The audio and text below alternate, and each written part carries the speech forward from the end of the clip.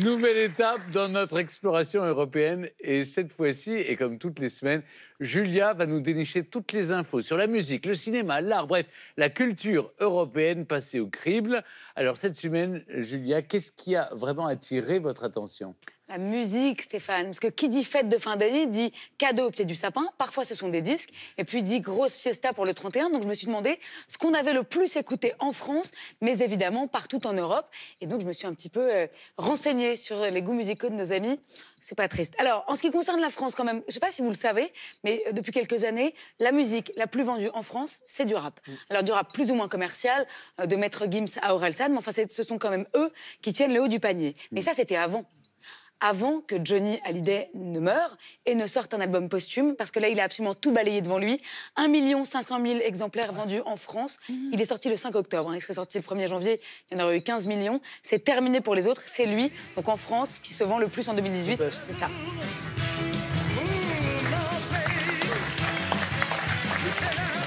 Voilà, mon pays, c'est l'amour. Alors ça, c'est pareil pour la Belgique, évidemment, mais alors en Angleterre, qu'est-ce qu'on écoute en Angleterre ? En Angleterre, vous êtes extrêmement fort. Vous avez chaque année une nouvelle pop star britannique qui naît. Il y en a 2 qui tiennent le haut du panier depuis très longtemps, c'est Ed Sheeran et George Ezra. Et bien cette année, ils ont été totalement balayés, eux aussi, par une bande originale de film, pas n'importe laquelle, The Greatest Showman, avec Zac Efron et Hugh Jackman. Bon, c'était quand même pas mal. 1 600 000 exemplaires vendus de ça. T'en as eu un ou pas ? Non.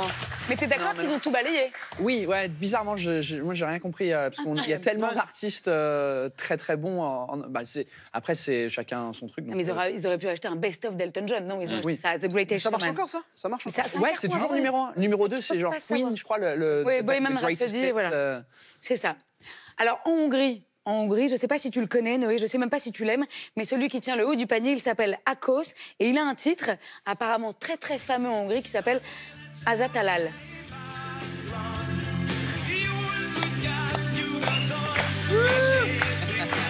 Et tu savais ce qu'on a découvert ? Vous savez que ma maman est sortie avec lui. Quand elle avait 16 ans. Ah oui. Ils ont travaillé ensemble au lac en Hongrie, à Balaton. Et vous regrettez ? Alors, il est très connu, en fait, ce chanteur en Hongrie, pour sa musique aussi, et puis pour d'autres choses. Oui, pour sa maman, pour la maman.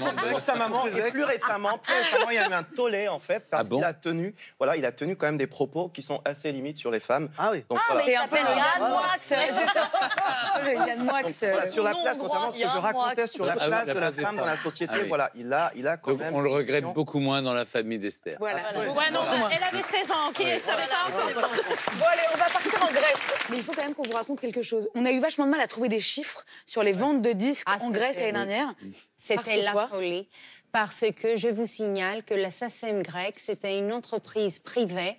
Et en 2018, il y a eu un scandale financier.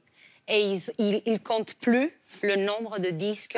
Donc on n'a aucun chiffre, ni de vente, ni de streaming, ni de Ça rien. se vend par les enfants, donc ils vont dans chaque maison. Ouais.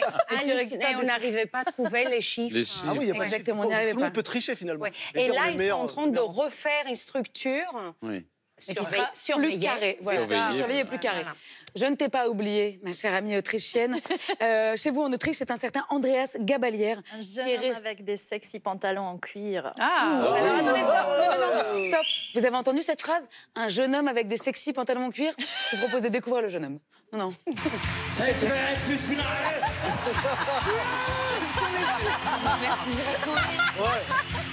C'est pas l'ex de ma mère, quoi. Un jeune homme avec des sexy pantalons en Attends, cuir. ça peut être sexy là-bas, tu vois.